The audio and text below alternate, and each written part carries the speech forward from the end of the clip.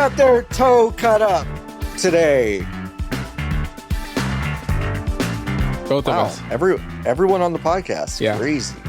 That's well, amazing. we learned it from watching you. Yeah. Thanks. Well, mine was visual solid learners. already, but you know. Hey, welcome to the show. This is the BGB's podcast, episode 73. Can you believe it? We've been doing this for 73 years. Remember we used to say that in every episode? Yeah. We could doing that about 20 episodes ago, but it was pretty funny. We should go back. It's good. We should go back. It's good. One of your hosts, John Warren, with me is my forever co-host, Nikki Grayson. Hi. And with our blood combined, we did become forever co-hosts this week.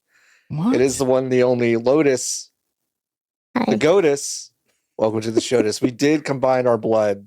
That's cool. I mailed it.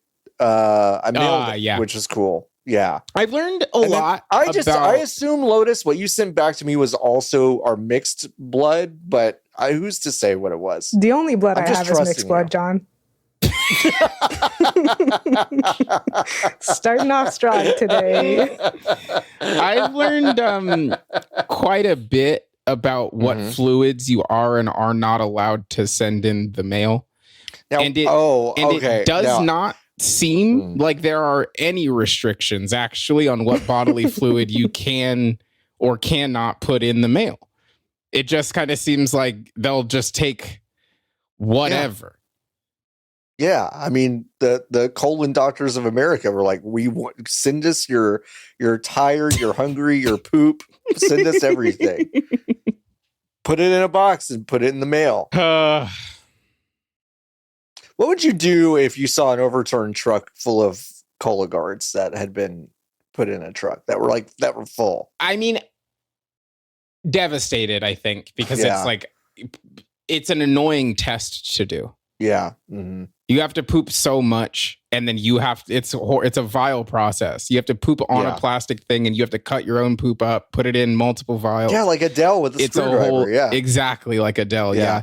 So it's a vile process. So the idea that they would have to then send everybody an email. Can you fucking imagine getting an email from Cologuard? That's like, yeah, listen, you saw the news story about all of the Cologuards that fell out of the truck. Yeah, yours was one of them. Yours was one of them. So you're going to have to do it again. Devastating. Devastating. Those are really funny because if you've been to a gastroenterologist lately, and I have, there are signs at most of them that are basically like, don't fucking use Cologuard. Yeah. Well, because they have to put it in funny. The mail. So, well, they have to put it in the mail, but also apparently, like, it gives a billion false positives on stuff. Oh, like they're like, and false negatives, where it's like it misses like 1 out of 17. That's really high. Something, which is really high. And I was like, I didn't know that, and they were like, yeah, it's just when we put a camera up there, that's the best way. And I was like, okay, fair enough. Seeing the guts is the best way. I mean, you got it. Anyway, everyone's guts here are doing pretty good. It's Friday afternoon here in Arlington, Texas. But just there. Not where Just Lotus there. In is. Arlington. Not where I am. No, not where y'all are. It's slightly different time. Wouldn't it be wild because do y'all ever think about how like the eastern side of a time zone and the western side of a time zone absolutely are not at the same time? Yes. Do you ever think about how Europe has like 1.5 time zones despite being about as wide as we are? Yeah, I do. Girl, whatever. No, like It's crazy. get fucked. It's crazy. But it's like, wouldn't it be funny if it just every tick of the time zone, it just was a different time? Now you're thinking like a real Arizonan. What the fuck are you saying? I'm saying like if I teleported, Which is specifically why we invented time zones, is so we no longer have that. so we no longer have that. But it's like if I teleported to Amarillo right now, like it would be 6:58. Oh, PM. so I understand what You know you're what I saying. mean? You know want what I it mean? minute by minute, not based Minute on by the minute. hour. Left to right. Yeah. Strictly longitudinal time zones. Yes. Finally. Yeah. That's the kind of thinking that gets me on a podcast called If You're Driving, Close Your Eyes, I feel like. So that's great. I just want to celebrate our wonderful, wonderful friend and co-host Nikki Grayson for being once again. This is what they're calling them on the internet, folks. The Nostradamus of video games. It's not hard. I thought you were going to say Nikki Damus. Well, I thought you were doing elaborate things because Nikki got their apartment. I thought you were going to say Nikki is once again housed. Oh, yeah. That's also worth huge. Celebrating. That's huge. That's huge. But the also, internet sucks there, though.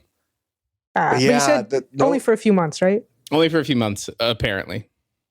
Allegedly. Yeah. Oh, we'll you better hope they don't have delays. I fucking hope so. I went on the AT&T website. I typed that fucker in. I said, fiber. They said 5 megs. I said 5 megs? What? And then I had to go to Spectrum, and Spectrum was like, you know what? We'll give you 600 down. Oh, okay. 10 up. But 600 down. 600 okay. down. You don't need a lot of up. You don't need a lot of up. I need a lot of up because I got JPEGs to upload. So now I got to do it at work. Allegedly. You have to upload your It's backing up to my new NAS from work. Instead of in my home. Did you ever use the NAS at Fanbyte? No, I didn't know how. We also had a VPN that I never quite understood. Oh, the VPN was insane. We did not. Okay, being at a new company, Tony, I love you. Yeah. Okay, I really love you. I don't think this is your fault.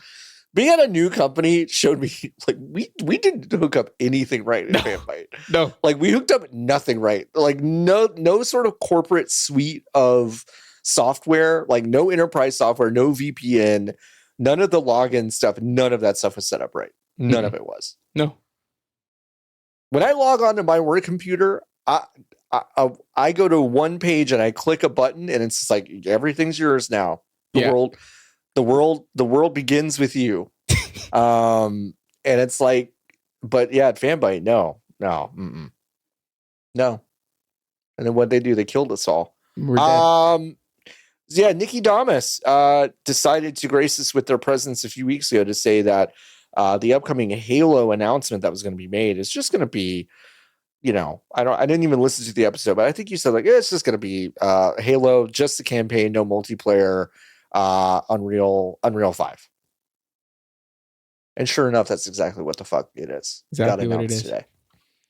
What's it called, everyone? Terrible. Say it out loud. So fucking stupid. I don't want to say it. Okay, on the count of 3, why don't you start it? Okay, on the count of 3, we'll all say it, okay? Yep. 1, 2, 3. Halo campaign evolved. Halo campaign evolved. It's one of the worst names for a game that I've ever heard.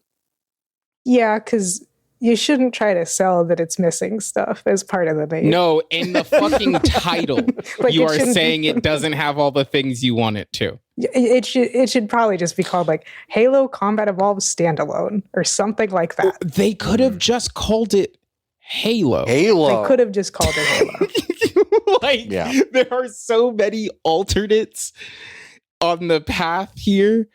They could have said good. They could have said Halo. They could have said Halo Combat Remade. No, there are a lot of things that they could have done. No, it's like, and it is.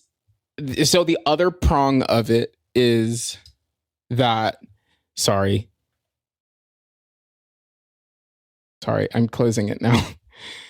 Did you know that when you move in with another person, there's like a lot of stuff you kind of got to do that like involves that other person? Yeah, it sucks. Yeah, I've been married for a long time. I've been married for 20 years. Yeah, that's crazy. To one person or another. Yeah. What a normal way to say that. Yeah. Well, it doesn't sound like you're killing them at all. Like it really. No, that's what I'm saying. Like, who can say the number of people I've been married to? Who's counting? Only the government can say, unless I lied to them too. Okay, so the reason that they're doing it this way is because, like I said during the thing, this is them figuring out Unreal because the next real one is going to be an Unreal. and they're going to split them, and there's going to be a free-to-play Unreal Engine 5 Halo multiplayer game that is going to be seasonal and have all of that stuff. It'll definitely work this time. Yeah, it worked well the first time, so I think they'll really stick the landing. And then they'll do the campaign will come later. And I don't know if both of them will come out next year. It kind of feels like what they want is for both this campaign to come out in the beginning of the year and then in the fall, this multiplayer game to come out. But who can say? We'll see. Who can say? I do want to take one step back. Yeah, please. Quickly. The game looks like shit. Yeah, I watched the entire Silent Cartographer gameplay. 13 minutes of gameplay. And then I was like watching some of the original. I do feel crazier now than I think I used to when I would see these things. The game doesn't look good. They don't get it. Like they simply do not understand the beauty of Halo, right? When you look at it now, that video game is painterly. Yes. Like there is the color palette being so intentionally limited, the ways that the mountains feel like they have been with like 2 or 3 colors been painted on, like the textures have been painted onto these pieces of geometry, the ways that the skyboxes look, the ways that the grass rolls over the hills, like every part of it feels dreamy and ethereal and alien, right? Because all buys into and plays into the aesthetic of the video game Halo. This looks bad and it looks realistic, quote unquote. Right. And it still has all of the crazy bloom shit because they looked at Halo 1 and they said, well, the thing about Halo is that there was bloom. And it's like, no, you're missing it. You're missing it. Yeah. And the official post and the round table that they introduced the game with on YouTube, they were like, the whole point of the piece and the video itself are basically like, we get it. We get Halo. Yeah. And it's like, well, what are you going to do to prove that you get it? We get it, dog. We'll let them freak in this one. We get it. And it's like, Like the idea. It doesn't look good. The idea that like, I don't know. They're trying to have 2 cakes. It pisses me off, actually. They're trying to have 2 cakes because it's like, okay, well, you're remaking Halo using modern technology to give yourself a base off of which to. I just like that. I like that. I like that. That's also the new saying. You're trying to have 2 cakes. Trying to have 2 cakes. That's what it is. Trying to have 2 cakes. But it's like they've clearly identified that Halo is the only thing that matters to them. It's the only feather in their cap. But they're also saying, hey, we need to have people who have, I guess, never played Halo want to play Halo. So we're gonna we're gonna remake the first one, but we're gonna make Master Chief be able to sprint, which is gonna feel crazy. You can turn it off, but yes. We're gonna let you have a bunch of guns that were not designed for this video game. Yeah, including and we are going thing. To change like a bunch of the mechanics and the ways that these weapons interact with each other that are what made the game interesting. The only thing they needed to do with Halo 1 is add 2 more people to the single player campaign. Right. Like to let you do 4-person co-op multiplayer was the only thing they needed to do. And they did do that, but they also did a bunch of other horse shit. So the voice acting has been re-recorded, which is interesting. They've remastered the music, they've updated the animations, and yeah, they there's really also did. 3 more missions. They squoze in missions. Yeah, they squoze in missions. They also explained skulls very painstakingly, which indicates again to Nikki's point that they're trying to like introduce this to a new audience. And like I guess I understand it at its core. As a marketer within the walls of Microsoft, you might just kind of be like, I don't know if everyone knows what Halo is. But that was again one of those things. It's a little bit like Riot pretending that they invented genres whenever they introduce something.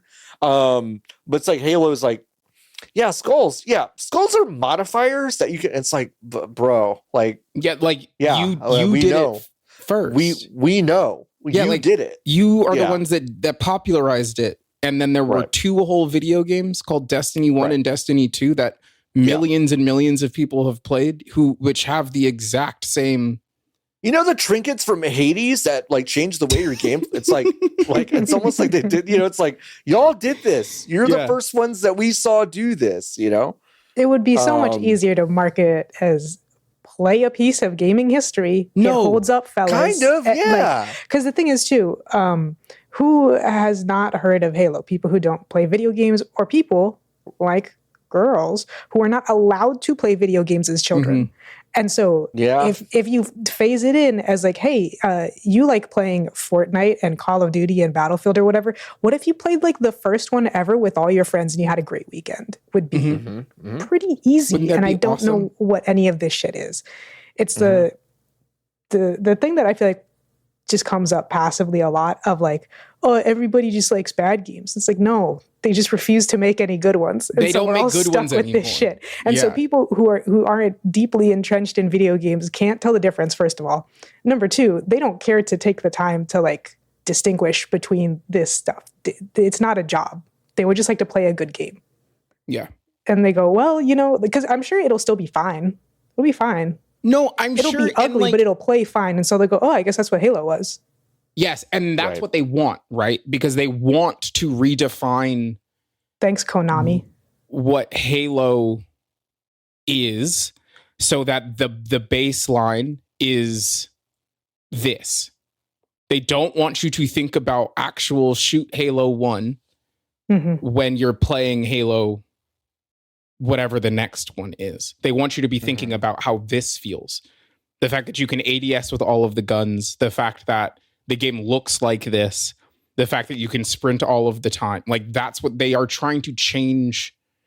Like, the other part of it that feels especially vile to me is the like, oh, well, we're celebrating the lineage of Halo with this 25th anniversary.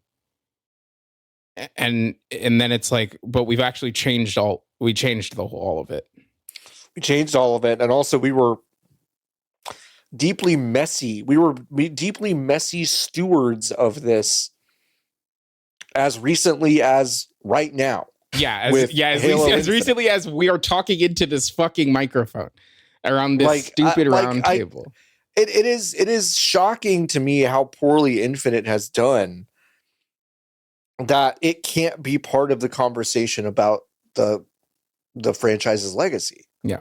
Which is crazy. I think that game is good. It's a good game. Like it's good. I thought that game, like, and to be so clear. Well, I like the multiplayer a lot more than the campaign, to be honest. I liked the campaign a lot. Like, my when thing I played is, it didn't have a campaign. No, it did. When it released in early access or whatever they called it. No, it was early. Yeah, they didn't have a campaign for a while. Remember that, Nikki? Yeah, it did. Oh yeah, the campaign came out later. And I thought, wow, it's crazy that I'm playing a watered down version of Halo Reach and there's nothing to do. That's crazy. I forgot about that. I genuinely was like this. Nikki, you, me, and Paul Tamayo played that for like, I don't know. I just like that video game. 8 hours, 8 hours, like one day. And I was like, that's the best 8 hours I've had playing a video game in a long time. Yeah. But that did carry for a while for me. So I am thinking about a lot the rest of my time with it. I know you did. I played it a lot too, but it's like I think my first memories were like, oh man, yeah. But anyway, yes, go ahead. No, I'm saying it's like, in any case, there's the reason why I think I liked Halo Infinite so much is that it had the gall. And did it nail them? No. I think I like it because it was so messy. They tried to put a bunch of new verbs in there.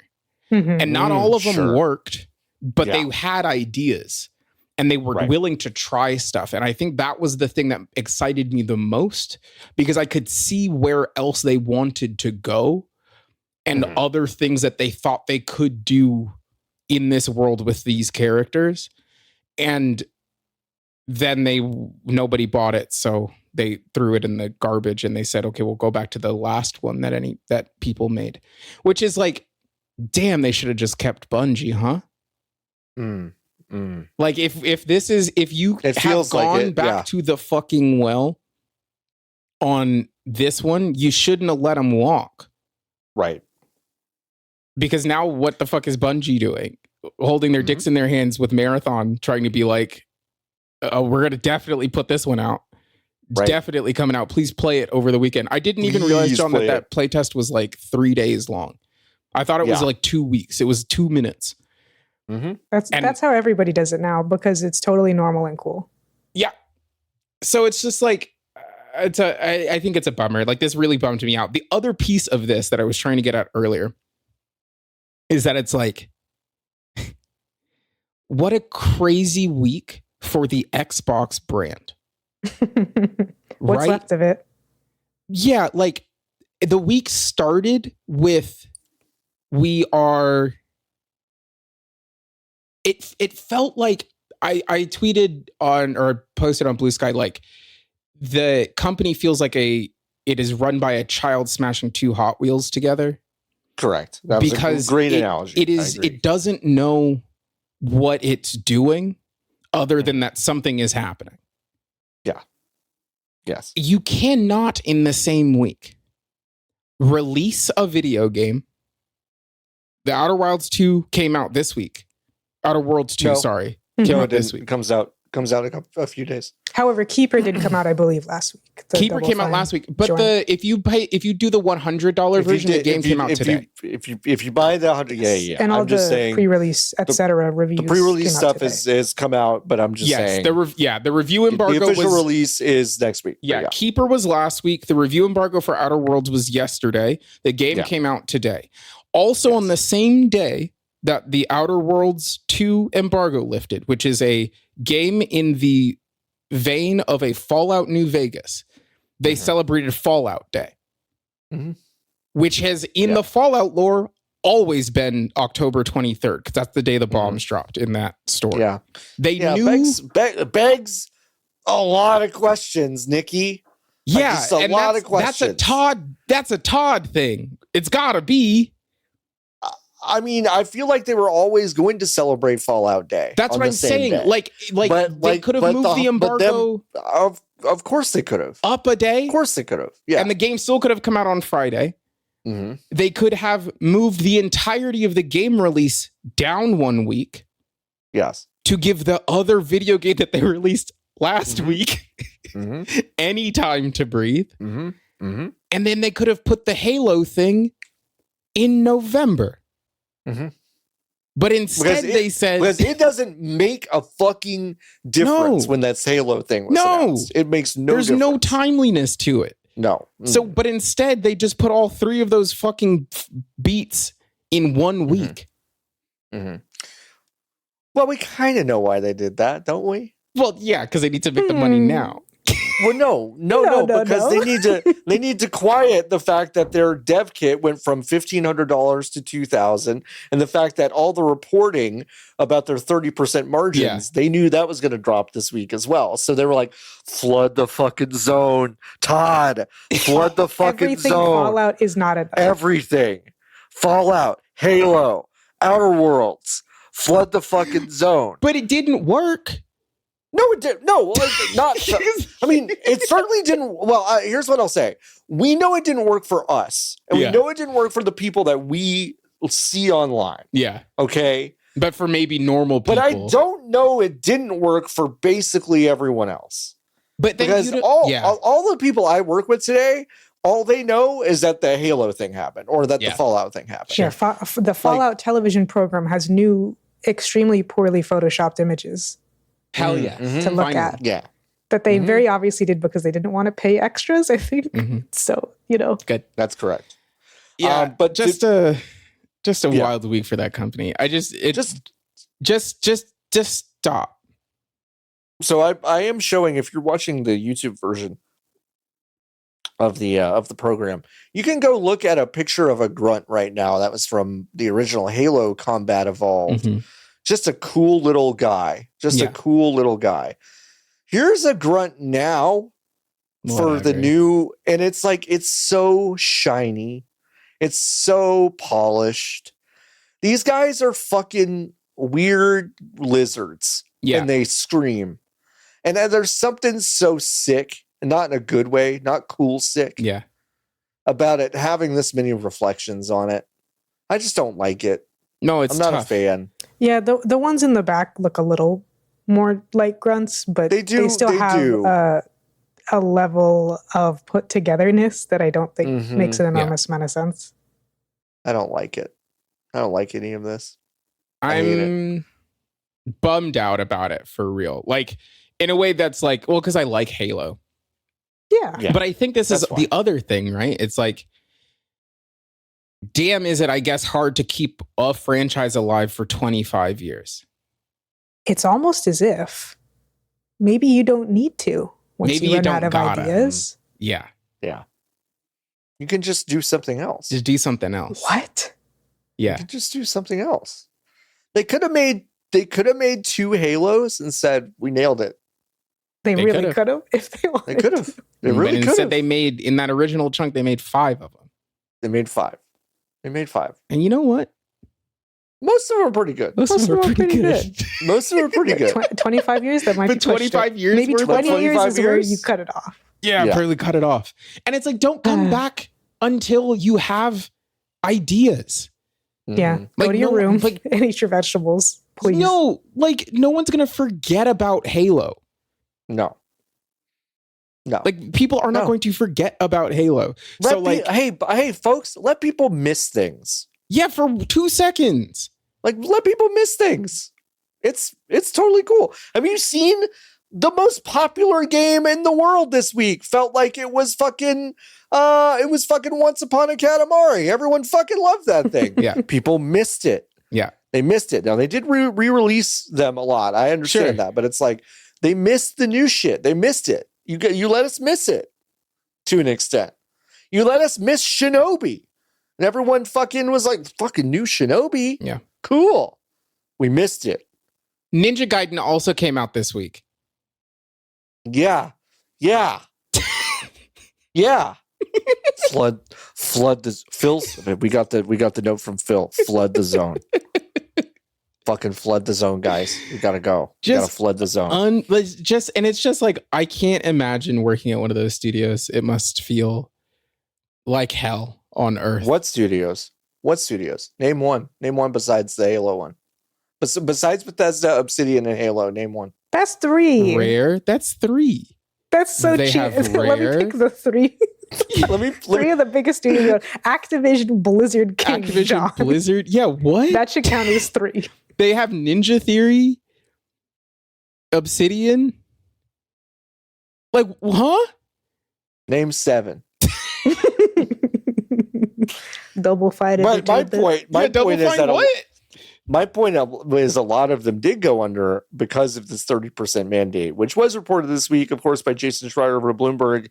They have a 30% profit margin goal that is well above the industry average. 30% is somewhere between crazy. That's fucking crazy. That's somewhere between 10 and 20%. That's the same behavior as when they called AMD and they said, how many can we get some chips? And they said, we got to tell them a number just to shut them the fuck up. Just to shut them up. And then Microsoft said to themselves, they said, tell them 30%.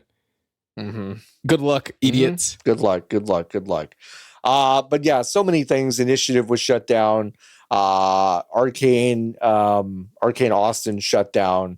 Rare's Everwild was closed. Perfect Dark was rebooted. Was canceled. Project Blackbird was canceled. You can't say Perfect Dark to me without me A, getting pissed, and B, getting pissed again because someone was like, "We'll take it." from you. Yeah. Can we have it? We'll give you money for it and we'll finish it and put the game out. You won't have to do any. We'll just give you. We just want. If you don't want it, we'll take it. If you're gonna throw it in the trash, yeah. And they said, nope, nah, sorry. They make that BDS boycott so easy. It's so easy.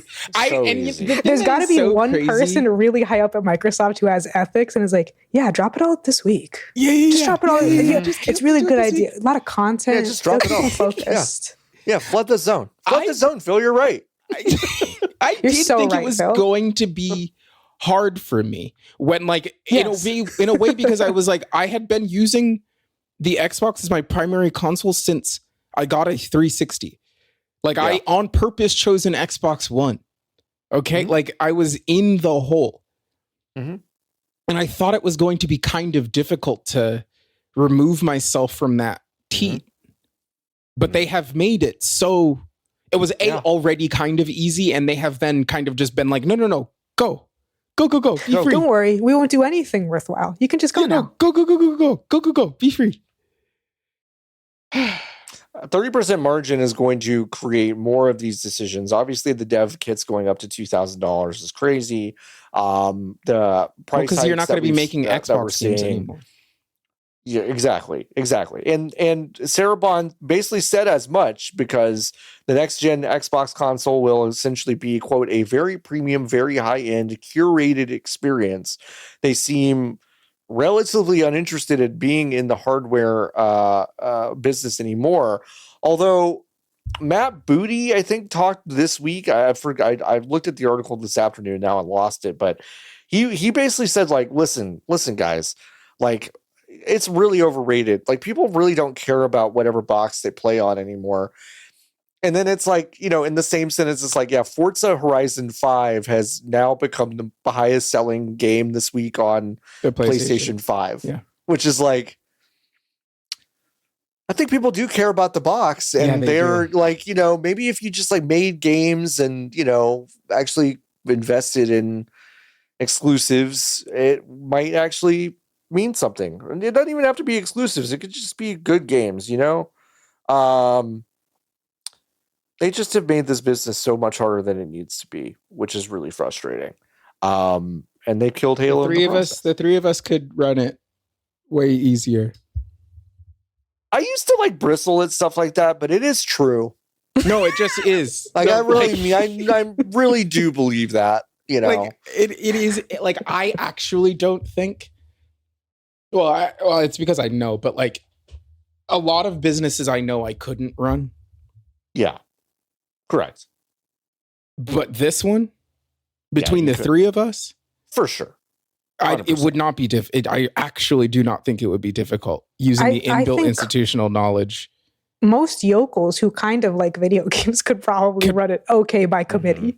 Yeah, like. Speaking of studios that might have actually gotten saved, Tango Gameworks, of course, left Microsoft, but then was purchased by Krafton. And this week, Krafton announced that they are now an AI first company. Good. Meaning that PUBG and Subnautica and maybe even Hi-Fi Rush 2 are going to be focusing on AI. They're going to lead innovation across the entire games industry, according to... For sure. Krafton. People can't stop talking about PUBG. Everywhere I go, people are talking about PUBG. Not in America. It is one of the most popular games in the world, though. So there is the thing is like this is almost like a non-announcement in the sense that if you know anything about Krafton, you know that they love AI. I'm almost positive that they published Inzoi, which is the AI Sims Korean game. Yeah. And like PUBG, we've seen PUBG with our eyeballs, and it's they have almost certainly been using generative AI to create content for PUBG for a while. Gen AI still has like a very different view in like East Asia. So it's like, yeah, I think so. I don't even know how much that affects somewhere like Tango. I think there's very little public knowledge of like how that studio would feel about it. Everyone's instinct is to be like, well, they made Hi-Fi Rush. They love art. So they would hate Gen AI. And I'm like, I don't know if that's true. You would be surprised sometimes. So it's, who's I don't this know. pretty boy they have collaborating with who's G Dragon? G-Dragon is one of the most famous K-pop idols of all time. He used to belong to a group called Big Bang. Oh, Have you ever heard of Fantastic Baby? No, yeah. Yep. Oh, he's doing this PUBG pretty now. boy? That makes sense for him. Valid question. Blackpink was also they had a PUBG thing. They had a PUBG. I think Aespa did also. I'm trying to figure out what this video game looks like now, and there's like no screenshots of the game on the website. The issue is there's also 3 to 4 PUBGs now. I want the computer one. Confusing. I believe that's Battlegrounds. Yes, that's PUBG Battlegrounds. I think. The thing is, I think Battlegrounds also has a mobile version. Like there is. I believe they have full crossplay in the same sense that Fortnite does. Well, PUBG Mobile is mobile, and then that's the PUBG New 10-cent State one. PUBG New State is also the 10-cent one. Yes, and then there's PUBG Blind Spot, which is that's the Valorant Rainbow Six style one, I think. But it's the isometric down. thing. Yeah, right. And then there's PlayerUnknown's Battlegrounds. Recent reviews, mostly positive. English reviews, mixed. I mean, that tracks. It was 2018's Game of the Year. Yeah, I believe it. Hey, do either of you... Oh, sorry. Do you go ahead. No, please. Well, I was going to say, it's like, they're pledged to become an AI first company. Just want to read just a couple. Oh, yeah. Please. I want to know. From just from a CNBC article that went up a couple of days ago. More than 1,300 AI startups now have valuations of over $100 million, with 498 AI quote unquote unicorns, or companies with valuations of $1 billion or more. Funding is not something to be concerned about, but the fact that market penetration is tepid at best is leading many experts to believe that we are. I mean, this is fucking CNBC, okay? It's not exactly like fucking Joe liberal guy on Blue Sky. Fucking love that guy. God, that's my favorite creator. I really thought you were going to drive it home, and you did, John. Joe liberal guy on Blue Sky. Fucking love that guy. The truth is that they all are usually that creative. I know too. That's the thing. Joe liberal guy is extremely believable. It's believable. At Joe on the left. That's what it would really be. At Joe on the left. Yeah, that is what it is. This is CNBC basically just saying like, no, we've done a lot of the legwork, and we think we're about to be in an AI bubble. We're Who in could it. have predicted such a thing? So is it smart to start an AI first company in 2025? Yes. Who's to say? Who's to say? Who's to say? Krafton certainly thinks so. They published Biohazard, and that game was excellent. So I trust everything that.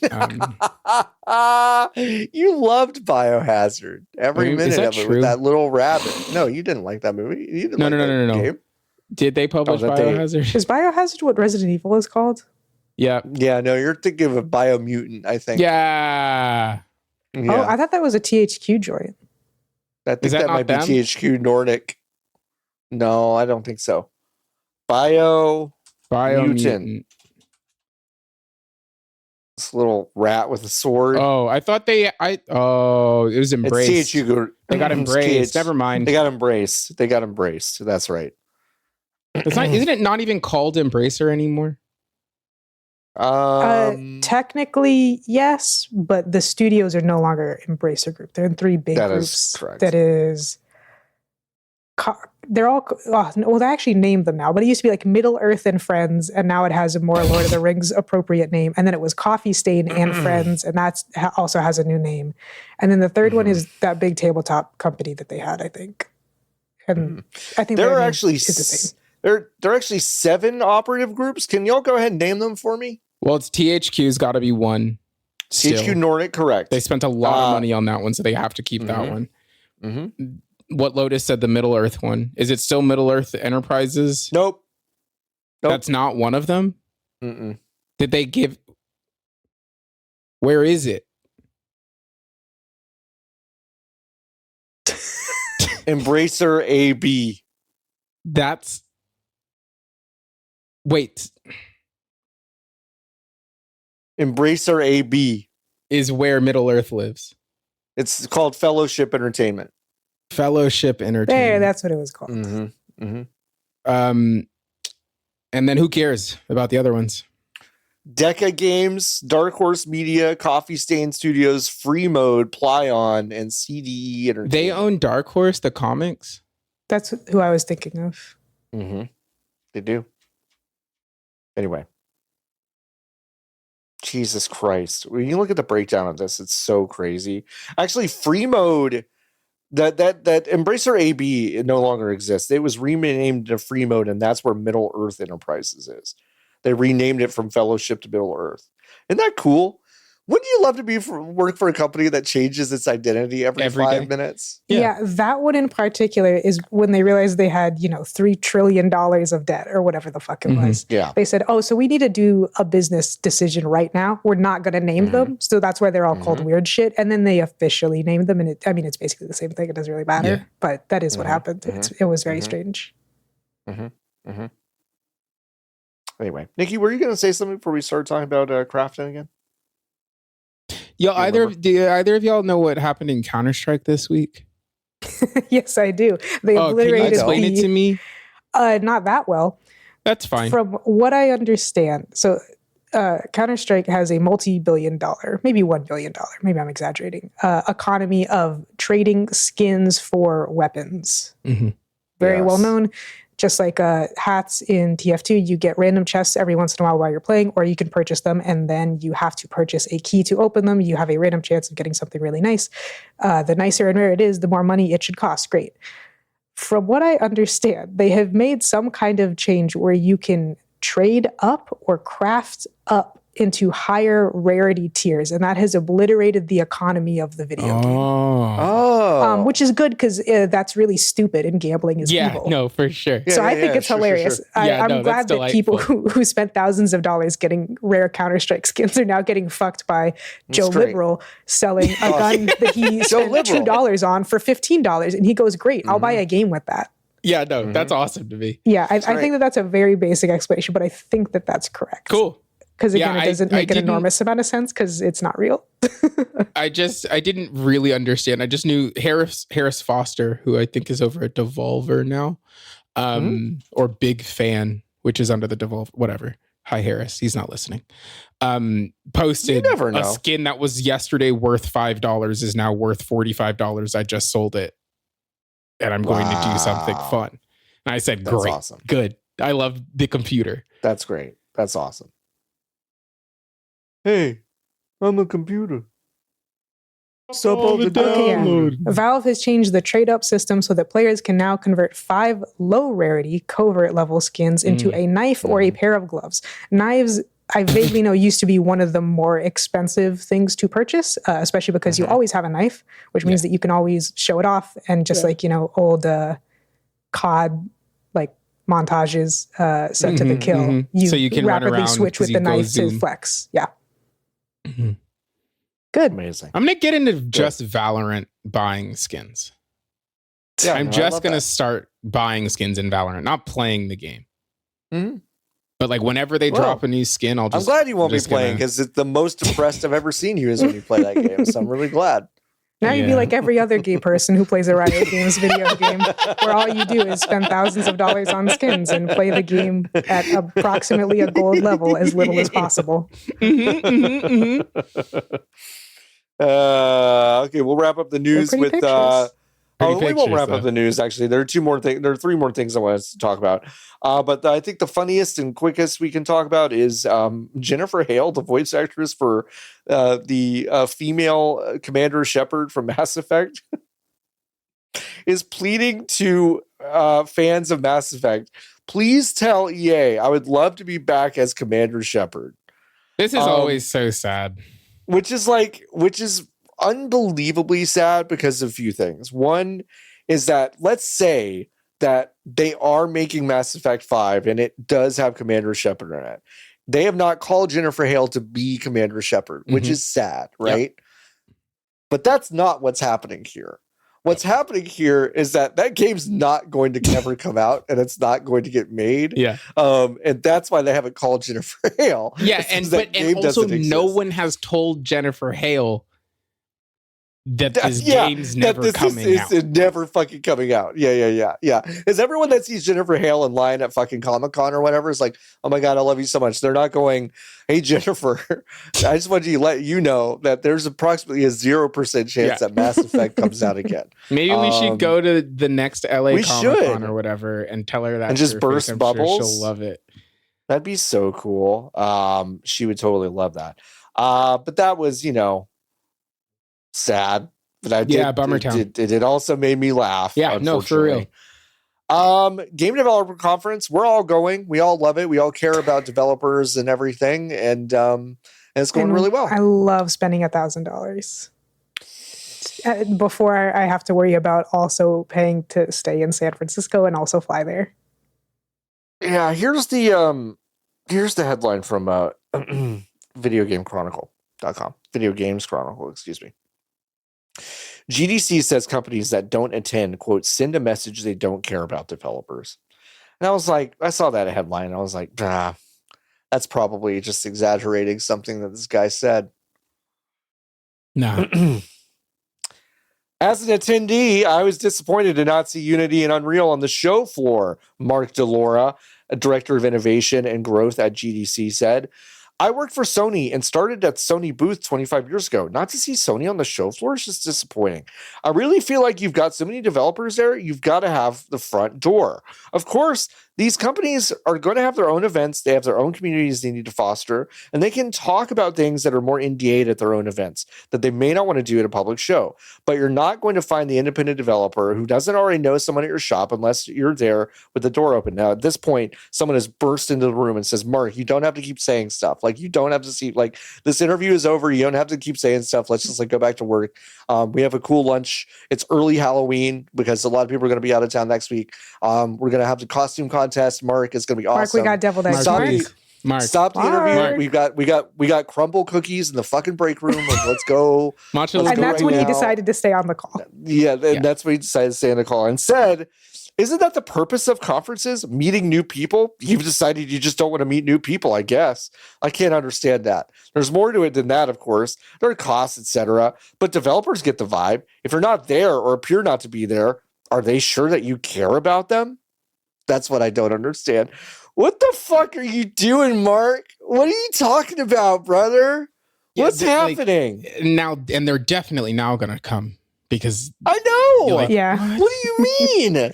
Oh, God, Mark's right. Man, I am being a fucking baby that doesn't want to meet anybody new. Which is like, I swear. I'm going to go right now. I swear that Unity had sponsored sponsored talks this year about AI. They probably did. Blink, blink, blink. He doesn't go. No, he doesn't go. But they were sponsored, which means that they paid for them, which means he should know. Yeah. No, for sure. Yeah. Yeah. They announced it's one of those things where like I don't actually think it fucking matters. No, it doesn't matter. No. It is infuriating because it lays bare how terrible this industry is, but it doesn't matter because this was already the case, just in a less formal manner. Yeah, and they've redone the pricing structure, kind of, but there's still not going to be stuff for you really to do unless you are wealthy enough to be there. Like it is not an event. I've been to one GDC and I was not developer, but it is, from my understanding and from what I have seen and from what I have heard and talked to people about, is that it is not a show that if you have no money, you go to do anything. But it is a show that is sold to you as a place that you go to make connection, but it's not. It is the equivalent of a like pharmaceutical trade show. Yes. Like it's the exact same thing. It just has a creative air about it because of what the subject information is and where it is. Yeah, but like critically, there is the element of meeting like-minded creatives and hanging out and whatever. For sure. And it's somewhat tangential to GDC because it does not occur in GDC or by GDC pass holders. Exactly. It occurs with people who go to the Yerba Buena Gardens next to GDC to hang out and meet people, some of whom are attending, a lot of whom aren't. You'll have, 10-person studios where one person has a pass who then gives other people their pass to go inside to watch the one talk that they actually give a shit about. Yeah. Mm-hmm. And like, there's things that you could do to solve that problem as GDC. However, I don't think GDC cares. And I would argue that they have never cared. It is a business trade show for business people. Yeah. Mm-hmm. Hey, isn't E3 coming back next year? Mm-hmm. Of course it is. Yeah. Of course, I just remembered that. Mm-hmm. E3 is coming back next year. Am I making that up? Well, don't you know the answer to the question? like not to be crazy, but like out of the three of us on this call, out of the three of us, it was for a second, right? No. Because we got the other one. That can't be us. I think I got this one for a second, and then it didn't happen. No. Yeah, I think it did. I think they were like, I think, you know what? I won't speak out of school, but I think y'all looked at them and said, I don't know if this is going to work. I think that's what happened. If I remember correctly, that's kind of what happened. Now, and then it turned into Jeff's thing. Yes, that was ages ago. E3 yeah, I know that. It was well before your time. Before I got there. But that was, you should, you know what, Nikki? You should ask someone about that next week because I'm sure there's some fun stories. I'm sure there's stories. So it is, E3 is turning into Icon, IICON. Yes. That's right. In Vegas. That's right. That's what the ESA is doing. Okay. Yeah. So E3 is not coming back. I take that back. No, but Icon is coming to Las Vegas. Coming back. Yeah. We're going to gamble so much because we love gambling. We're all going. Love gambling. We're all going. Lotus, I think you added something that says new Steam personal calendar. Good. I'm also the person who said GDC dump in the document with no links and no further information. No further information. Don't need it. Yeah, Steam has a new feature that they're beta testing. It is impossible to get to because Steam makes it impossible to do anything. Yeah, I was going to say, I have no fucking clue what this is. I had to make a Blue Sky post after I saw it. If you open the Steam store, either the application or the browser, and then you press more at the top of the store page. What? Okay. And then you go to special sections. Holy shit. Okay. And then you press Steam Labs. Wait, I'm trying to approve a login. Okay. And then there should be a button called Try the Personal Calendar. Personal Calendar. Oh, I got it. Released in the last month. And I like it a lot. I think it's great.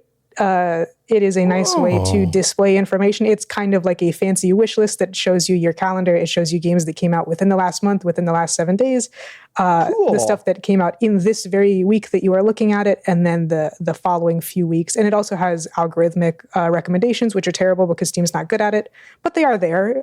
If you're like me, and despite having almost 900 games on your wish list, your calendar is not very filled out. Again, despite it also being the end of October. Which is when a lot of games come out, then yeah, that's nice. It's a good feature. It's a shame it takes 5 button presses to get to it. That was nuts. I know what Steam was Labs is, and I think most people who use a lot of Steam have vaguely heard of Steam Labs and like, oh, it's some kind of beta thing, which would lead you to believe that like you need a beta launcher, like it's one of those kind of things. But no, it's all just nestled really deeply in the app for the most part. That's crazy. Yeah, hey, did y'all know that Thrasher is coming out again? Yeah. Why? Isn't it out already? No. It was supposed to come out a few months ago, I think. What am I thinking of? Thumper. Which is the same sequel. Correct. It's the same? No, but yes. Okay. It is a for real sequel where stuff is different. but it is also Thumper. Like if you, That's cool. It's the same vibe for sure. Should I get a PlayStation VR 2? Why would you do that? Oh, why? Okay, so like you could just, both of you could just like a flat. No, I don't think that's a good idea. All right, Nikki, we'll do that again. But I think why is important. No, ask the questions again. Should I get a PSVR 2? No. Fucking no! I forget. You need to wear glasses, right? Yeah. Yeah. So no. I don't. Especially you two jokers. You got these fucking Coke bottle, like No, fucking I don't. owl. You know What these the fucking fuck? They're not Coke bottle. They're just big. Look how thin. These fucking Tootsie Pop owl ass glasses for both of you. My lenses are so little. It's just that I'm nearsighted in one eye and farsighted in the other. Mine are really thick. I thick. just want it so I can play Luminous in VR. Oh, sure. So, but I guess it doesn't really make sense to spend. It's probably like $200 on Facebook Marketplace to play one. Yeah, the thing that is crazy to me is like stereotypically nerds wear glasses, and it's not even a stereotype; it's just true. Looking at a screen for a long time will destroy your eyeballs, and you need glasses. Yeah. And like, I'm not someone who I don't get car sick, seasick, motion sickness. I have a strong stomach, nothing. Yeah, better. After approximately 2 minutes of having the headset on, using the thing that is designed for people with glasses to wear, to hold it in the correct place, I did not start to feel sick, but I started to get a full tilt migraine, which I also don't have. Yeah. And my head hurt so badly, I had to stop. Mind you, I had not opened a video game. I was just trying to set up the thing. And I was just in, Mark Zuckerberg's Second Life world, just trying to press buttons. And I was like, wow, this makes me want to die. So it's astonishing. And I'm not getting contacts. Is such that like using a Quest 3 was fine. Like it was all right. I just didn't need it. Like I bought it. I think we did. I bought it. I played like 3 video games. We used it for UPF and then I returned it. Like I bought it on Monday. I played video games on it for about a week. And then I said, cool. I checked in on this and then I walked it back to the Best Buy and got my money back. Like made content, made money off of it and then gave it back to the Best Buy. And then actually I'm creating an economy. You just have one? You are. Yeah. I just have one. Somewhere I work. Can I have it? Yeah.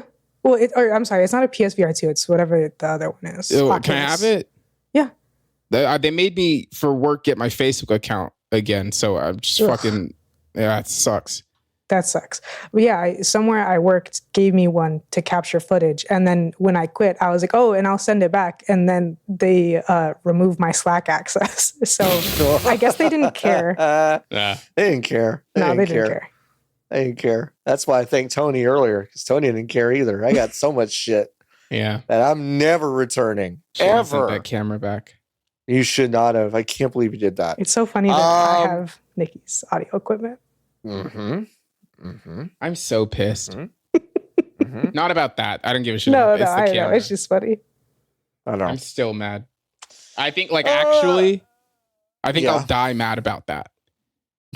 Like I actually think I'm gonna die mad about that specific thing that I put that A7C in the mail for no reason. Sure. Stupid. Yeah, you didn't need to. It was such a dark time. Yeah, it was. That's what I tell myself.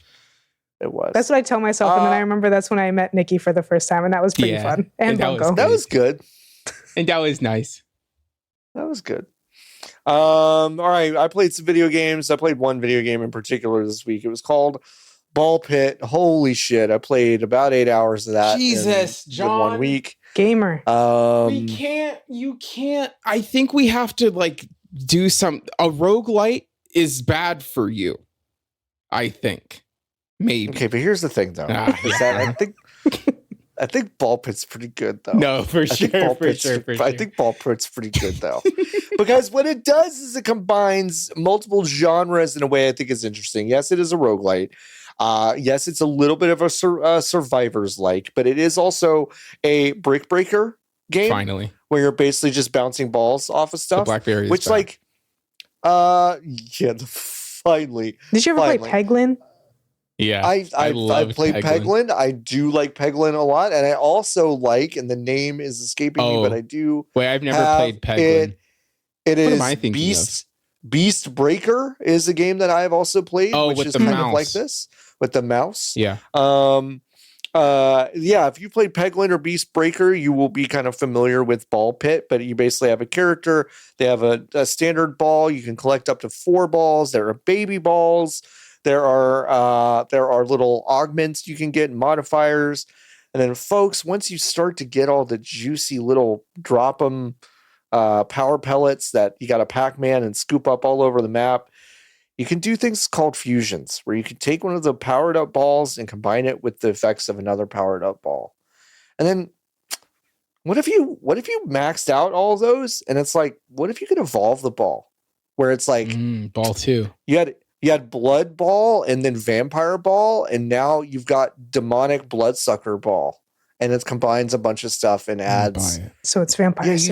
You gotta buy it. It's Vampire Survivors, but it's like, it's good. This is a good game. They put a lot of thought into it. Can I play it on my phone? There is a town. No, you can't. So there is a town building aspect to it, and you basically like set up little materials and like huts, and that's how you unlock characters and stuff. And when you're harvesting, when you're in harvest mode, you send all of your unlocked characters, and they are like balls bouncing all around this town that you build to collect all the things that you've planted. And those resources will build more cool stuff that you can unlock. And as you go deeper and deeper and deeper into the pits to fight everything, it's really fun. All the guys are really interesting. You unlock the ninja, which shoots balls from the back, which like totally changes things. There's one guy who chooses all the power-ups for you, and you're like, why would I want someone to fucking choose the power-ups for you? Well, guess what? He knows all the sick combinations. He knows all the sick combinations before you do, because gamers are actually not that good at experimenting when they play games. And so there's a character that's like fully designed. Now I have complicated feelings about that, because it's like, why don't you make a system that's fun to experiment with? And it's like, they didn't quite do that. So they made a character that was good at doing that. So it teaches you to be creative with your combinations. And it's actually kind of sick. Friend of the show, Stella, was noting how she played that character and like immediately won 3 different rounds when she was struggling with other ones. And it's because the character knows the cool combinations. I think that's kind of neat.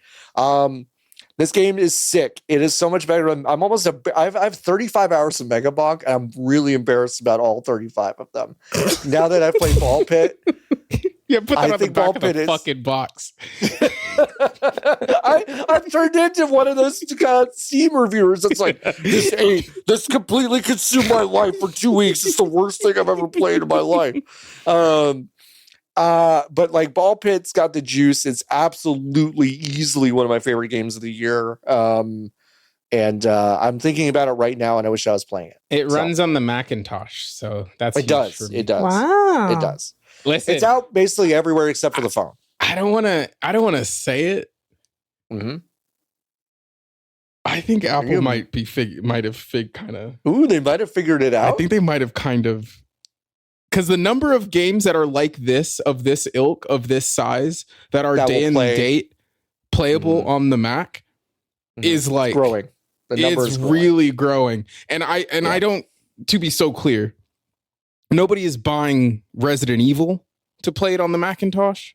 No, but people will buy this, or Hades people will buy Hades 2. Mm-hmm. Or Balatro. I played that I mostly played that on Mac. Yeah. So that's exciting to me. I love being right. Mm-hmm. I made a face, listener. I don't mean the thing I just said. Go get Ball Pit. It's really good. Pokemon ZA, Nikki. By the way, this game sold 6 million copies in the first week. They fucking love Pokemon. Yeah, that's crazy. I was told that Pokemon was having a sales crash by a thumbnail I saw on YouTube.com. And they were right, doing Lotus. bad? Yeah, Pokemon cooked? Pokemon Washed? They've made Pokemon Cracked. Pokemon Cracked. Pokemon Washed and Pokemon Cracked are the new ones. God, I can't wait.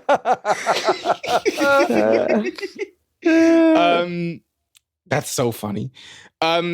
They're halfway to how many millions of dollars it took to make it. Yeah. I think it pains me actually to say, like, I'm of two brains. No, it doesn't. It doesn't pain you to say this. It pains me a little bit because it is like what all they have done is what I think they should be doing every time. Sure. Which is making a competent, well-made video game what's got a bunch of different interesting ideas in it. Mm-hmm. It is unbelievable it has taken them this long during the Switch generation to get there. Mm-hmm. But I do think, have gotten there. This game's weird.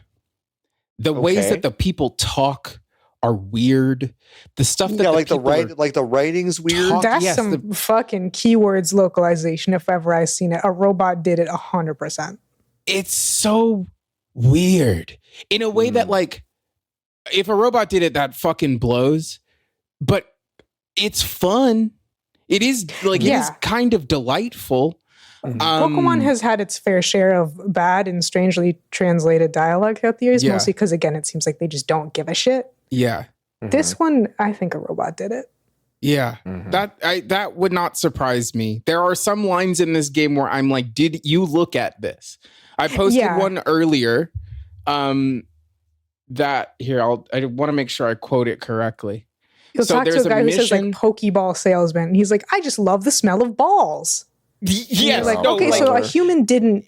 Yeah, no one checked this one. No one checked this. There's a side mission where there are these holovators. They're called holovators. They're just elevators that let you go up on the rooftops of certain buildings.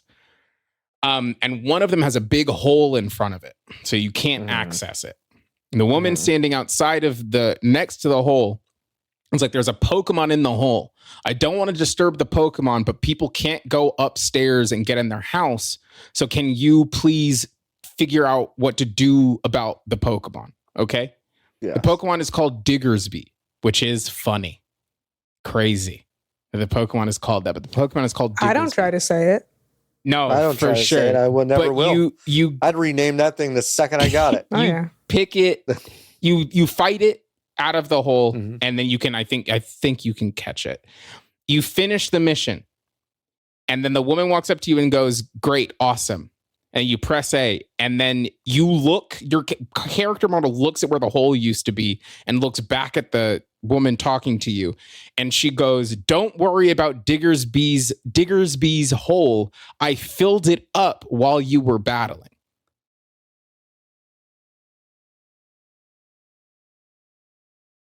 Huh? Now, why would I worry about it? I wasn't worried about it. That's the other thing that is so, it's like, the thing that will always drive me crazy about, like, this game's for all ages, it's for kids, is like, oh, you know that thing that makes sense? Here's me explaining in 3 sentences what just happened to you. Yes. And then the game also will do that, like, it will do that via tutorial. I'm still getting tutorialization menus, and I think I'm 5 or 6 hours in. I don't think you'll ever stop. And I doubt I will. But the worst thing about the tutorialization, which I've talked about before, and I don't want to belabor the point, but it is so deeply you will talk to a person. The person will say, did you know that you press ZL and ZR to throw a Pokeball? And then you press A, and then a menu comes up where there is a slideshow that says you press ZL and ZR to throw a Pokeball. Then you close it. And then the person that you're talking to goes, did you know that you can press ZL and ZR to throw a Pokeball? And it's like, yeah, dog, I did. Mm-hmm, I did. The game would be a third shorter if you shut the fuck up, actually. It would be funny if you got to the very end. It's like, did you know that final bosses are often the hardest enemies in a video game? All of that said, the outfits are really good. Like, my girl's got a great fit right now. Mm-hmm. I think there are 2 songs in this game that I think might be all-timers. I think the soundtrack in this one is Really Chef good. kiss. It is smooth, jazzy. There's a bunch of, which is like exactly where I'm at right now in like my personal listening habits. A lot of saxophone, a lot of like slow. Yes, people like did not give X stuff. and Y her flowers, and now for sure. they are doing the same songs, but they're like, and we've learned a thing or two. Yes. Yeah. And I think like one of my favorite things about that John is he's playing Elden Ring again. Well, I'm downloading this game. Oh, he's getting it. The what was I saying? The music was very good. Jazz is where you are.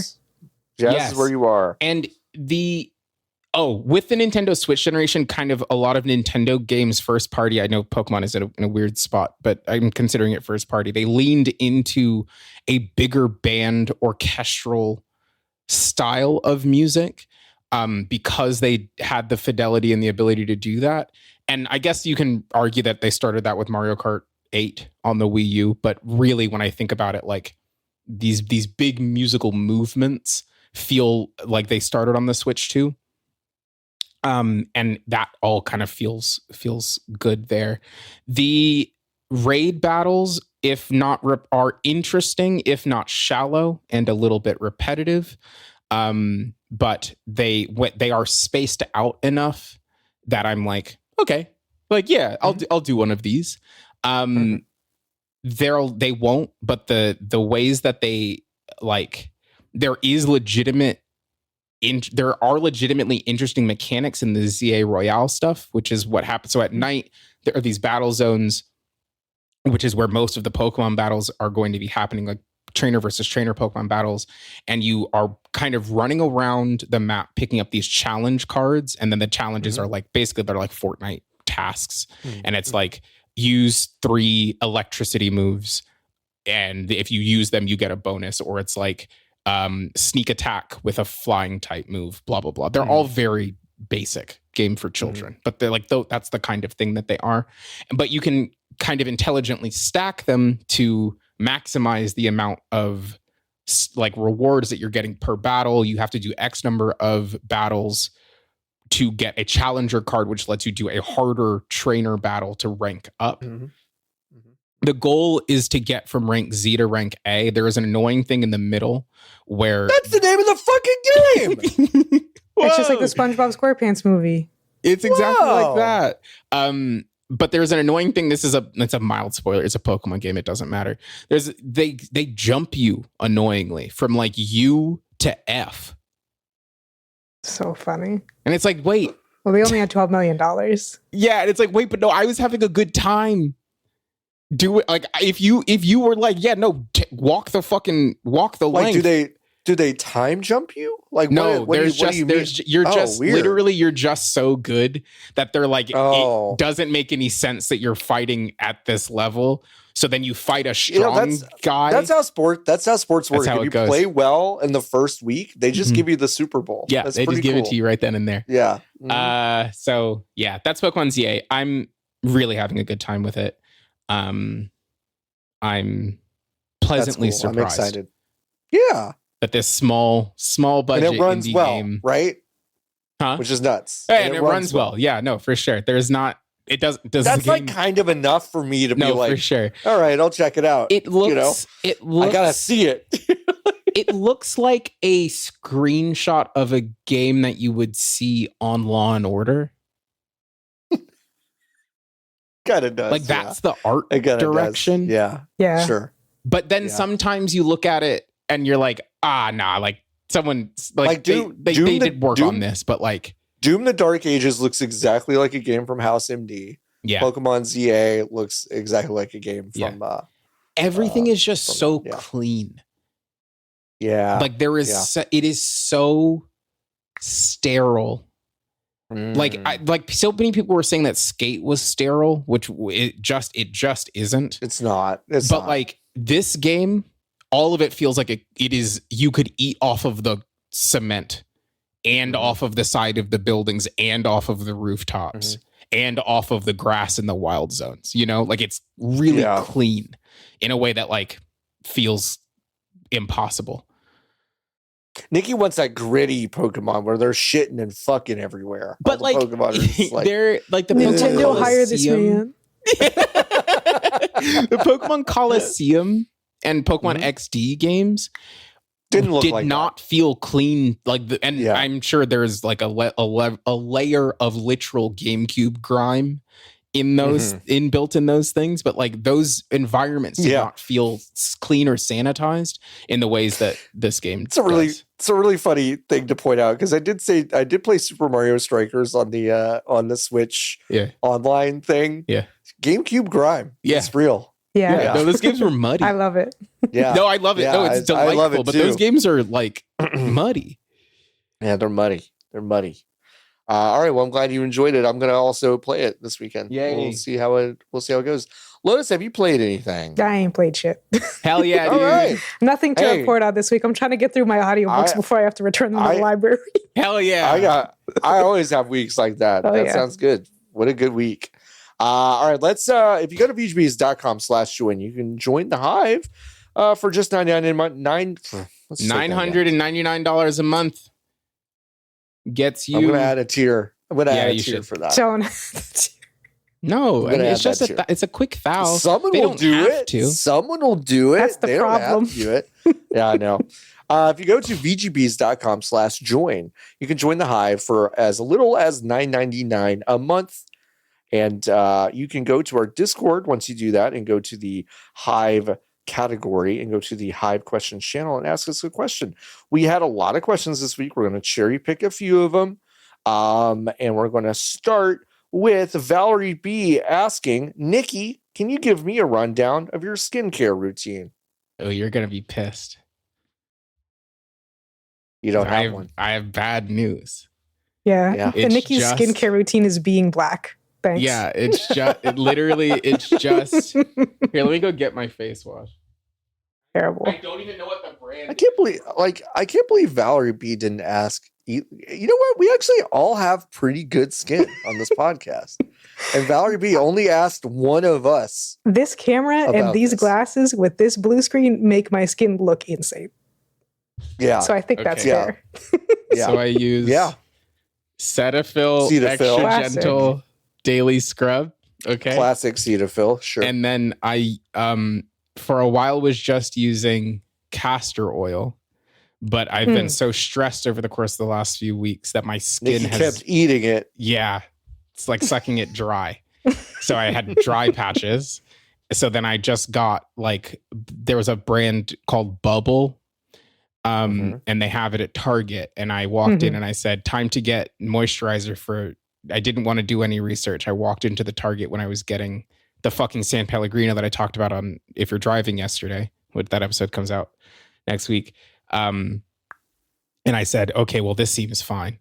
Why didn't you just also get Cetaphil is my question. Just out of curiosity. I don't know. The packaging got me. It's cute. It's round. It's annoying. Right. It's annoying. You have to pump it out. Like you push down on the top. Oh, and it's a moisturizer. And it's a moisturizer and it comes out of the... That's odd. It's like a Play-Doh extruder. Oh, I know what you're talking about. Yeah. That is a bit strange for moisturizer. Yeah, it's really goofy. Anyway, that's my routine. It's not... And it's not really a routine. Sometimes I forget to wash my face using the soap. Like I always blast my face in the shower with the shower head. But sometimes I will forget to use the soap. Well, that's fine, though. I think a lot of people overwash their faces, even if yours is gentle. A lot of people over suds on the face. It is your face. Yeah, it's your face. The skin is thin. It's your face. It's really thin. Yeah. Thin skin on the face. Jason asks, what's the oldest game Lotus has played in the last few months? In the last few months? That's a bullshit ass fucking question. What's the oldest game I've played in the last few months? Well, first of all, I haven't played anything in the last few months. It's probably, it's Moon, which is kind of cheating, but I play a little bit of Why that. is it cheating? Why is it cheating? Because it was, like, it's technically 1997, but it actually came out in 2022 or 2023. I know, you know what I but mean? like I count that though. I know they re-released it, but like right, but I think the purpose of the question is, number one, I mostly play relatively new release indie games. A little bit of a dig. And also, I'm just so young and youthful. Mhm. So young and youthful. Skin so dewy. Sphinx asks, how did you celebrate the 18th birthday of None Pizza Left Beef? It's crazy to think it's been 18 years. Like, legit. I know that this is a myth, but it is unbelievable. I've ever seen this. Really? You've never seen this thing? You've never seen None Pizza Left Beef? I don't think so. Oh my God, I'm so glad we're like introducing this one to of the you. most Tumblr famous posts of all time, I think. Wow. It's awesome. That's awesome. Yeah, so someone did the experiment with the old Domino's ordering menu system and basically got a no cheese, no sauce beef on the left side of the pizza, and they took a photo of it, and it is just dough with little beef balls sprinkled all over it. They're If pretty you've big never looking, seen actually. it, they are big. Yeah, it was the big. past. It was the past for real. That's when Domino's tasted good. That's when some Domino's tasted good. I did not celebrate this because I missed it and I didn't know it was happening. But you know what? I feel like maybe I'll order a pizza this weekend to celebrate. Oh, yeah. I celebrated by seeing that it was the anniversary and going, nice. And then scrolling. Exactly. Valerie B also asking, what are your favorite and least favorite things about the city/area you live in? Car, least favorite. Car, least favorite. Car and road, least favorite. Mm-hmm. Favorite, probably food, which is, I'm not like really a food person, but I live in Houston, Texas, which is the most diverse city in the United States of America. And the food's real fucking good. And also, here's one thing I didn't realize that I was very disappointed by the past year or so that I've like gone anywhere. Yeah. When other places have hot pot and shabu shabu, it's not buffet, which is crazy to me. In Houston, they're almost exclusively buffets. Yeah. Like, guys, like, folks, listeners, if you want to have some fucking, like, actual life-changing Chinese, Vietnamese, just you name it, kind of Asian cuisine, go to Houston, Texas. Houston's got some of the fucking best. There is a hole-in-the-wall dumpling shop I've been to in Houston. I don't even know if it's still there. But the best dumplings I've ever eaten in my fucking life were in Houston, Texas. Great food there. Really, really good food. Yeah, I totally agree. Mine's pretty easy because the high of food is really high and the low of car is really low. It's really low. It's really low. Yeah. What about you, Nikki? Well, there's a lot to love and a lot to hate. Yeah, I mean, I'm very intentional. I'm moving to a place that is even closer to the train. I will be able to walk to the train, which is awesome. But car sucks. There is the thing that suck about car is that it feels insurmountable sometimes. And I know I do not go to as many things in this city because the idea of going to the west side at all from my house is crazy, nonsensical. Like it doesn't make any sense. So I am only really experiencing like a quarter of the city that I live in. And it feels I went to the west side 2 times this week and it was a pain in the ass both times, but I was like, oh, it's different over here. Like it is it's different over here. And I grew up on that side of town too, so it is like it feels nostalgic in ways that I am like really missing. But it feels inaccessible to me because of my tolerance for driving, which is pretty low. Now, is it possible now from my new place to take the train all the way to the west side? Yeah. Will it take me 90 minutes? Also, yes. But I don't have to drive. Little audiobooks. I know the time calculation and even the cost calculation. Oh, but I don't have to be in a car. Yes. Like going from Houston, because we have one Amtrak that goes one place, and that's New Orleans. It takes like 11 hours. Yeah. Cool You country. don't have to be in the car. Yeah, but you don't have to drive. And driving that takes about 5 hours or 5 to 6. So it's like, well, and it costs $30. So actually the math works out pretty well on that one. Yeah, strangely. no, for sure. Yeah, if like 90 minutes to get to the west side and it's $1.50 or how much time by car? Like 45 minutes. Okay. At the floor, to be so clear. Yeah. Like if that's assuming nothing is happening at any point in the 20 miles between my house and the beach. Right. Which is never the case. Or it's 2 a.m. Anyway, so there's that. I love the people. Every little pocket is very different. I think people have like a vision of what Los Angeles is, and it just is incorrect. Even less so. It is a harder really city. Incorrect. Yeah. I think it's a harder city actually to understand than New York is. Oh, I think enormously so. Yeah, yes. But I think people understand New York much better than they understand Los Angeles. I'm about to say something. I think people who don't live in New York understand New York better than people who don't live in Los Angeles claim to understand Los Angeles. No, yeah, I think that's true. I think that's just flatly true, especially because New York is like in a lot of ways older. So there's just a cultural consciousness of New York that doesn't exist for LA. I do feel like there's this like bristly like defensiveness about like people who live in New York. It's like, you don't understand. It's like, I don't know. Every time I go there, it's pretty much exactly what I think. I get it, guys. People who live in New York feel that way. It is different. I know. But not people who have lived in New York. It's just people who moved there who feel like that. Correct. Yeah. Yes, that's true. That's good. Yeah, I don't know. I think there really is something special about a city that is, it'll get hot here, but on average, it's 72 degrees. That will fuck you up. Like it changes the way that you view the world. And I think it's awesome. You listener, if you move to Los Angeles, you get used to doing things outside all the time at a rate that is not sustainable. No, literally anywhere else. We have malls outside.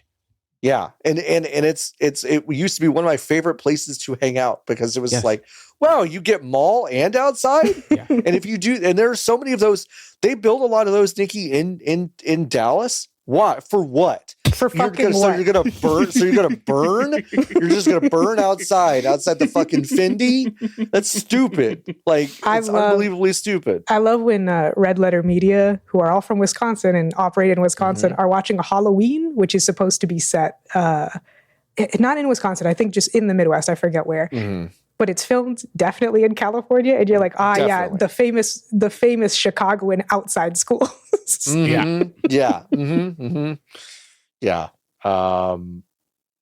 No, I also love that about LA, about how like almost every evening was like a light jacket weather, but as a Texan, I was so happy to just be comfortable outside that I never wore a light jacket. I was just like, that's because you're from North Texas. Yeah, I know. I'm like, it's not even fucking 90 and humid outside after the sun went down. What's up with that? I think one of the coolest things about this city is that like I know who has lived here for long enough by whether or not you like adhere to like what the number says. Because sometimes it's December and you got to get a fit off because it's December, you know? A hoe never gets cold, famously. Right. So anyway. Yeah. Good town. All right, let me think about mine.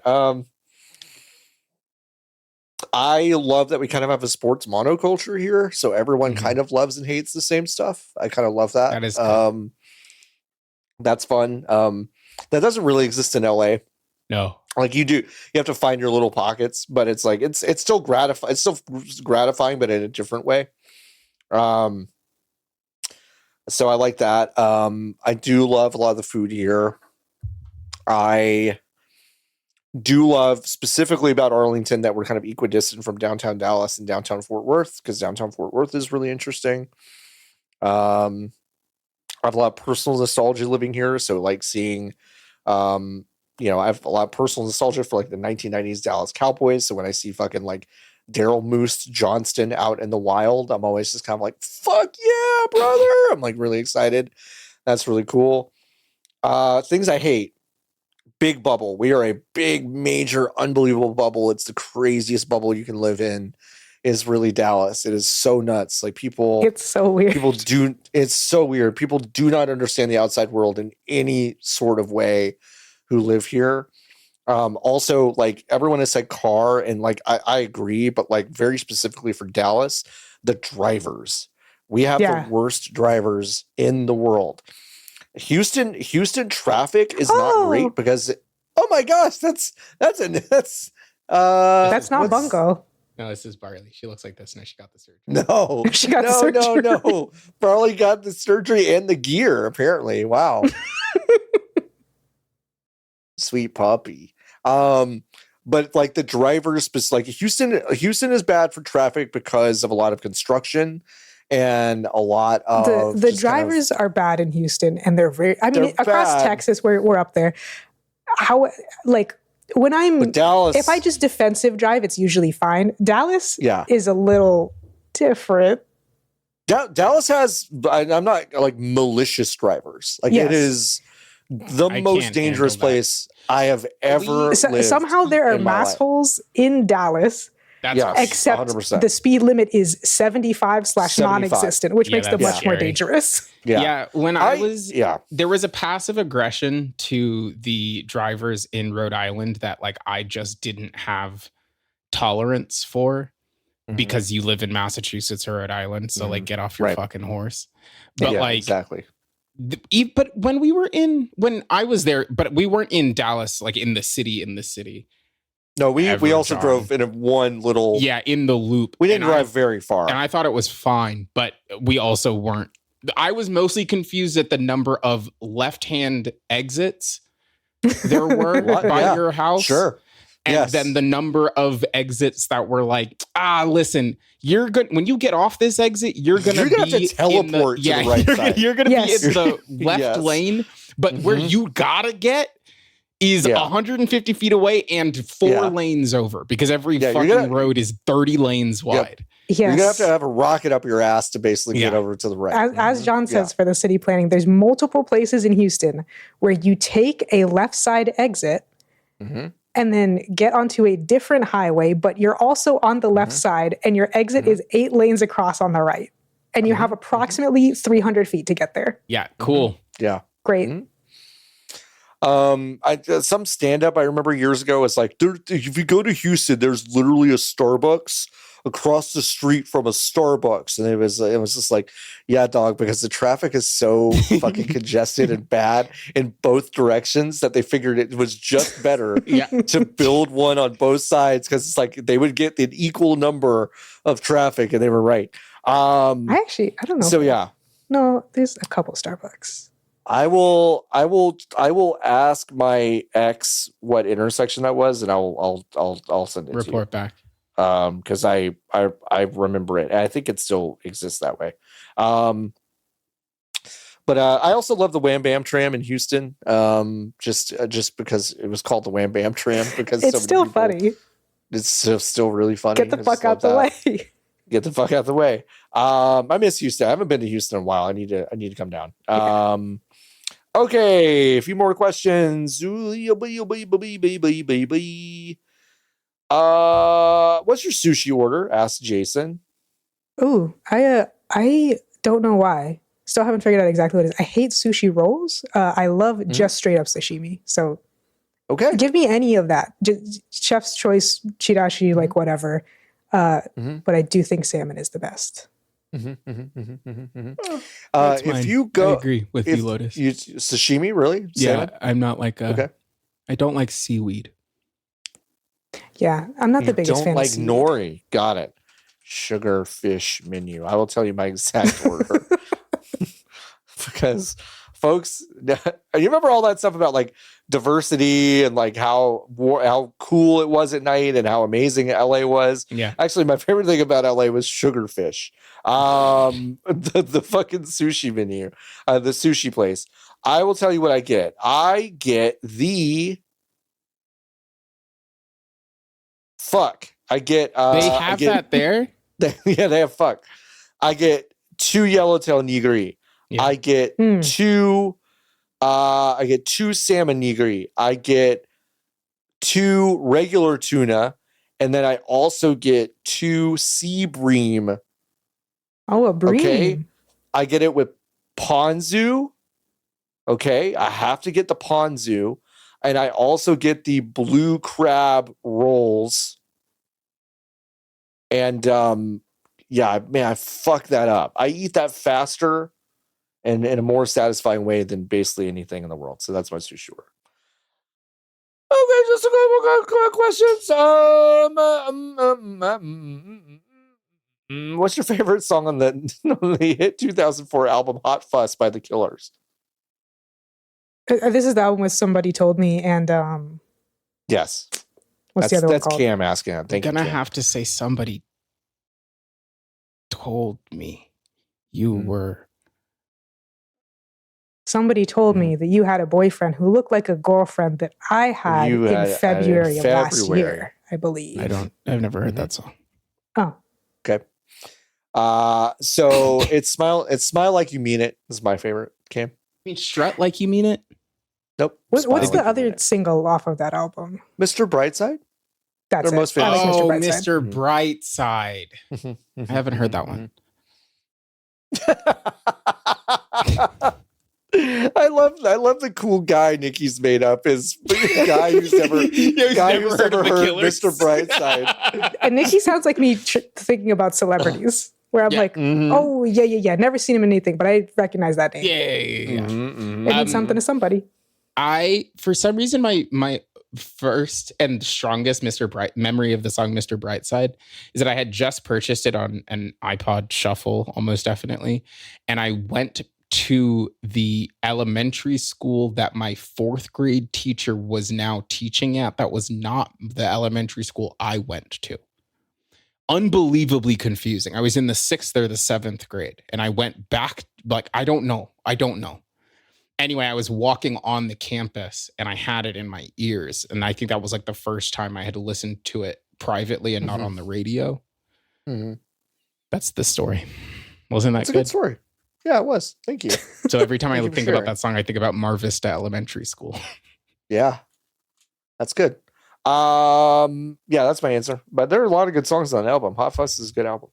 All right, let's do one more. Valerie B, 3 good questions this week. What's the most trouble you ever got into as a teenager / adolescent? I think we already know what my answer is, which is nothing. Do we? I was an extreme square. Yeah, that's why I was going to say. I was like, I actually don't. Yeah, no, the answer is nothing. I think the thing I got in the most trouble for was my school had an extremely strict dress code where you're a skirt or a dress, because also, it's a dress code, so it basically doesn't have anything that applies to the male students. Yeah. It had to be longer than the width of a dollar bill above your knee. And mine was slightly shorter than that. So not a mini skirt, just a regular skirt. Yeah. And I was told, you're not supposed to wear that. And I said, well, I don't have anything to change into. And they said, yeah, it's dumb. Now Cool. I had to have told this story before. This was when I was basically at school for like 10 hours a day because I was getting there too early because my mom had to get to work. And then I was staying late for rehearsal. So I would get to school at like 7:15, and then rehearsal would go from like 3 to 5:30 or 6. So it was really long days. And I didn't eat good, which hasn't changed. But I did not eat well. And when I did eat, it was a thing for me. I was like all pretty excited when I felt the urge to eat. Sure. This was at peak $5 footlong moment. So I went over to the Subway. $5 foot long. Any. And I went down to the Subway to get a $5 chicken and bacon ranch sandwich on white. And then I came back, and there was this boy named Jamal who was sitting at the lunch table, and I was talking to someone else at the table. And then Jamal just like snatched my sandwich out of my hand. And I said, man, hey, can you give it back, please? I am hungry. I'm going to eat the sandwich. And he said no. And there was a water bottle on the table. So I like gently tossed it at him with like the velocity of like, I don't know, like a glacier. Yeah. Like not.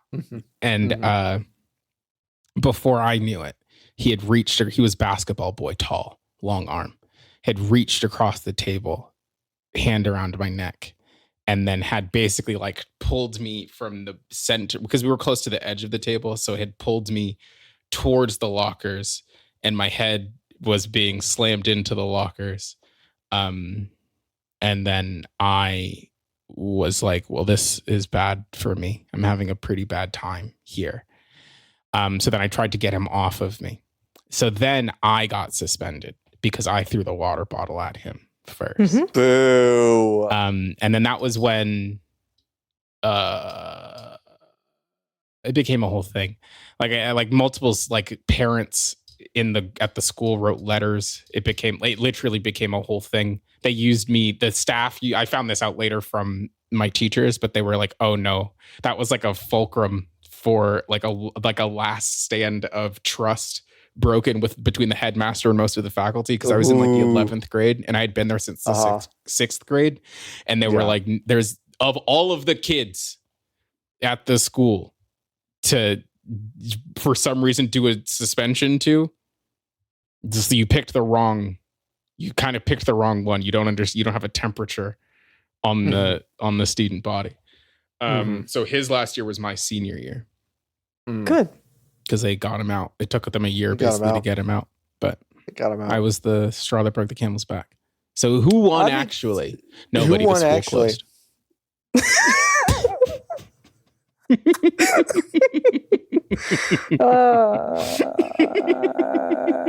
The aristocrat. I guess I was technically a teenager when I was in college, and my parents gave me. They opened. I didn't understand this at the time. They opened an American Express card account in my name, and they gave me a card. Yeah. Oh dear. And it had like a limit on it. And they're like, you need to understand that if you start using an American Express card now and pay it off, you'll get like a really good. They'll give you black card when you're later. older. Yeah. And like it'll have all these rewards and cool stuff. You can get in these lounges and all that stuff. And I was like, yeah, whatever. Here's what I'm gonna do. I'm gonna buy basically every wrestling DVD,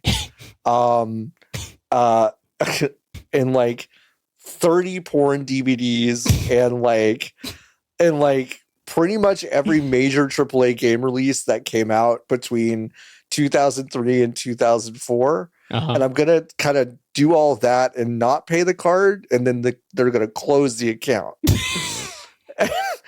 And then when American Express closed the account and I went home for Thanksgiving, my dad kind of yelled at me in a way that he had to apologize for later. Yeah, fair. So he was really scary. Yeah. And also would have been nice. I probably deserved it. Yeah, no, fair. It's like I probably deserved it. So that's one of the few creditors I haven't burned the bridge yet with. So I'm kind of holding out. I have not gone back. I do not know how to start with them now. Because they've got my name. They've got my name on a list. Maybe. I've never checked. In the past, you have real job and a house. That. It might be. But God, wouldn't it be funny if they're like, sorry, Mr. Warren. No, but you're still on a list. So like my credit is deeply fucked because my mom did the same thing but didn't tell me. And then she was buying whatever. Yeah, sure. I remember this. So the number of banks that are mad at me is most of them. Yeah. So it's kind of like, where do I go once if I fix my credit? Do I knock on the door of Chase Bank again and say, hey, remember me? Do you remember me? Remember when I fixed it? It wasn't my problem to begin with, but I did fix it. I'm like doubly good at it because I fixed the problem. It wasn't mine to begin with. I fixed 2 problems. I fixed 2 problems. So yeah, if you work at a bank and know how to fix my credit, why don't you just call one of those numbers that you see on telephone? On television? It's like, fix my credit. Those always work. Those can't be scams. Those always work. They can't be scams. They're on telephone. It's on Yeah. Let me tell you about TV. some good fixer-uppers that are $300K or less. Really? Yeah, exactly. Where? Yeah. Somewhere Yeah. near me. Okay. Yeah. I'm coming.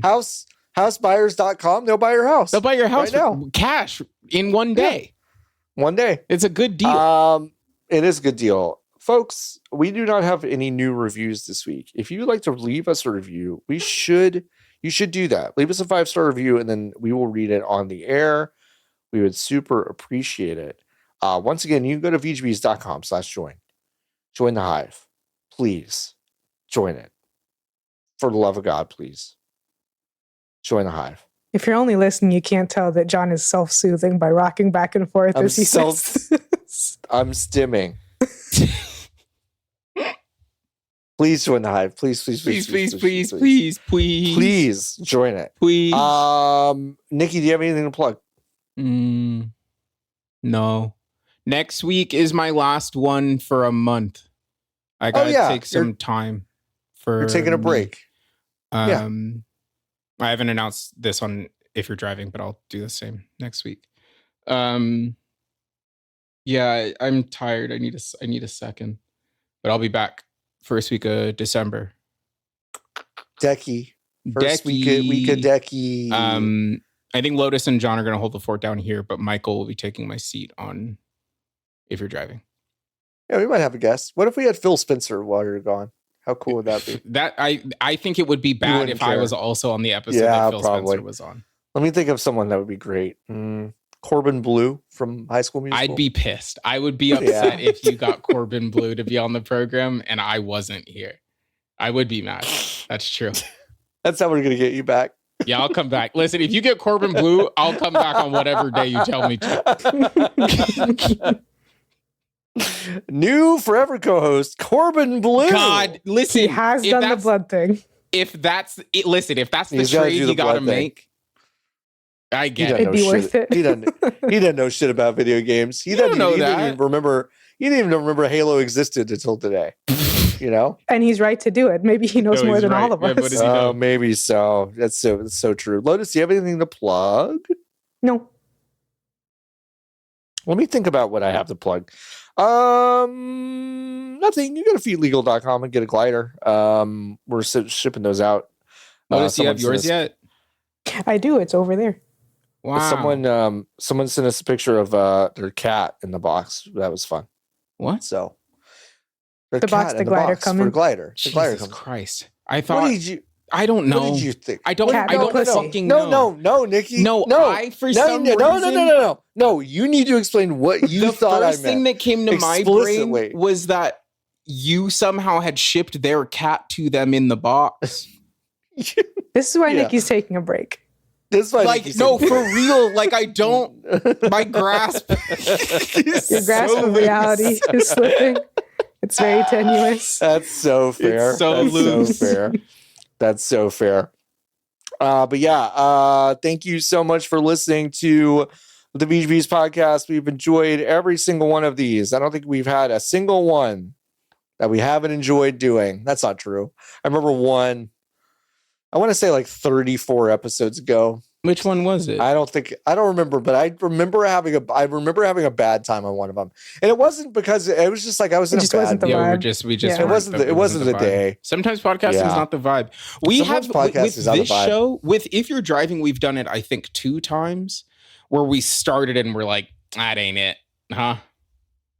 That is true. We did do that twice. We have started a show and we've gotten like 10 minutes in and we're like, we don't have it. Yeah, we don't have it today. We're not in the mood to try. Yeah. And we're going to stop. We'll do again. We haven't done that with this one. So we haven't done that with this one. That's good. But I've enjoyed 72 of the 73. And thank you so much for being here and listening and supporting. And yeah, that's about it. Go play Ball Pit. Tell me what you think about Ball Pit. at me and tell me about Ball Pit. I want to know what you think about Ball Pit. Just get online and tell me about Ball Pit. Pit that ball. I just want to know what you think about Ball Pit. And then once you tell me about Ball Pit, you can keep on buzzing.